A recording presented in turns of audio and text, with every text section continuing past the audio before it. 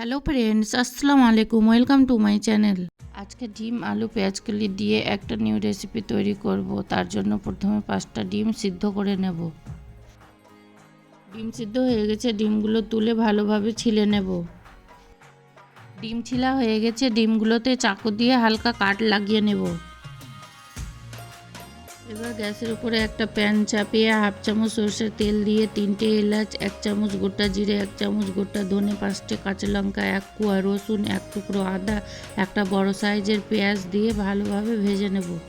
মশলাগুলো হালকা লালচে কালার করে ভাজা হলে একটা টমেটো কুচি দিয়ে দেবো।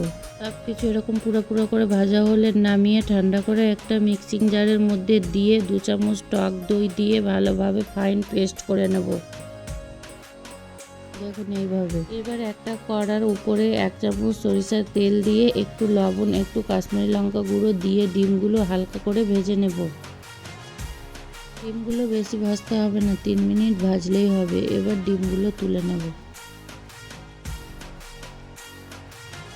এবার ডিম ভাজা তেলের মধ্যে 3টে আলু লম্বা লম্বা করে কাটা ছিল দিয়ে ভেজে নেব। আলুগুলো এরকম লালচে কালার করে ভাজা হলে তুলে নেব। ওই কড়ার মধ্যে 2 চামচ সরিষার তেল দিয়ে একটা তেজপাতা ফোড়ন দিয়ে বেটে রাখা মশলাটা দিয়ে দেব। মশলা বাটা জারটা ধুয়ে 2 চামচের মতো জল দিয়ে স্বাদ মতো লবণ, 1/2 চামচ হলুদ গুঁড়ো, 1 চামচ কাশ্মীরি লঙ্কা গুঁড়ো দিয়ে ভালোভাবে মশলাটা কষিয়ে নেব। মশলাটা ভালোভাবে কষানো হয়ে গেছে, চারদিক থেকে তেল ছেড়ে দিয়েছে। এবার কেটে রাখা পেঁয়াজ কলিগুলো দিয়ে দেব।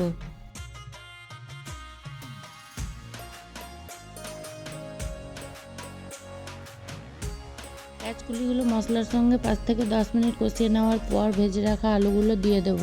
এবার আলু পেঁয়াজকলিটা ভালোভাবে মশলার সঙ্গে কষিয়ে নেব। আলু পেঁয়াজকলিটা ভালোভাবে কষানো হয়ে গেছে, এবার 1 গ্লাস জল দিয়ে দেব।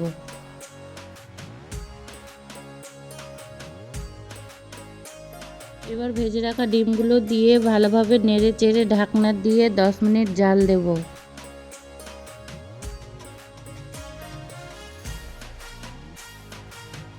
সবশেষে ধনেপাতা কুচি দিয়ে সব কিছু ভালোভাবে নেড়ে চেড়ে গ্যাস বন্ধ করে নামিয়ে দেব।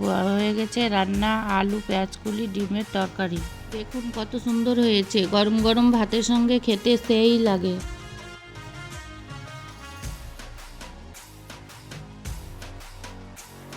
খেতে দারুণ হয়েছিল।